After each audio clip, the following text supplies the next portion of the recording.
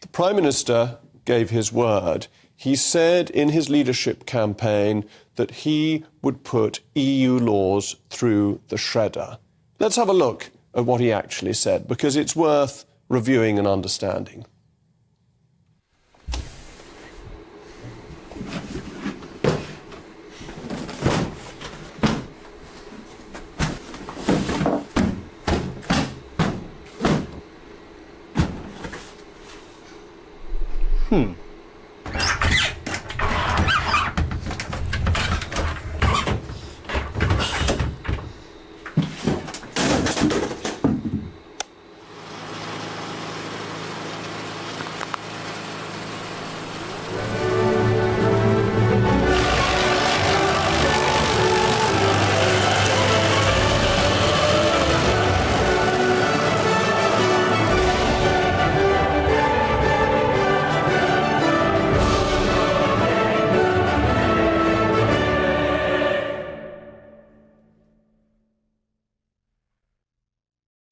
Stirring music, patriotic overtones, Brussels, red tape, masses of rules and regulations going through the shredder. What a fantastic image, one to warm the cockles of the heart of the most cynical Brexiteer.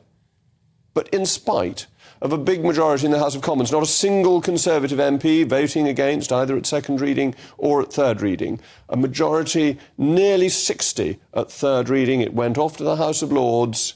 And there the problem started, because the House of Lords, the undemocratic House of Lords, with no elections except for hereditary peers taking place there, has never liked it.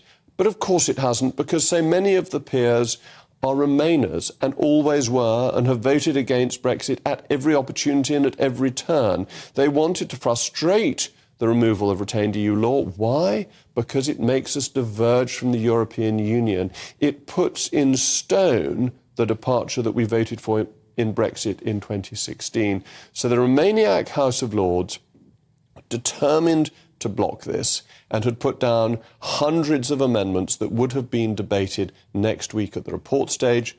So the government's done a screeching U-turn. The democratic will of the British people, as expressed at a referendum, as expressed in the election in 2019, as expressed through their representatives in the House of Commons, has been overturned to appease ermine-clad Remainers in the House of Lords, in spite of a prime ministerial promise.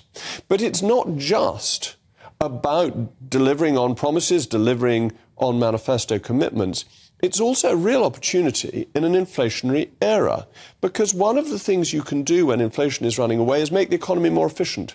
And how do you do that? You do that by deregulating. You bring down the costs of doing business. Those costs are imposed through the thousands of EU regulations that are now going to stay. What was the position a week ago was that by default EU regulation would be repealed. Now the government has said that nearly 90% of EU regulation will in fact stay. So this golden opportunity to deregulate, help defeat the dragon of inflation that may find that the hose of higher interest rates is being plied upon it tomorrow, that particular route has been taken away from the government, from the British people. But it's also about trust. One of Rishi Sunak's great strengths when he came in was that he is trustworthy, that people think that his word is his bond. We had lots of arguments about Boris Johnson and his relationship with truth. Now, in my personal experience, I always found Boris Johnson to be a truthful man, but there certainly were questions raised about it. Now, what about Mr. Sunak? He said one thing and he's doing another. His words and his deeds are not matching. That is a dangerous position for a Prime Minister to be in. The 2019 manifesto that people like me got elected on is not being followed. Brexit, that was meant to be safeguarded by this, is now being blocked by Remainers in the House of Lords, and weakness coming from ministries. This seems to me to be a real blow to Brexit, a problem for Brexit, not delivering on what we want and not giving us the fruits of deregulation that we voted for.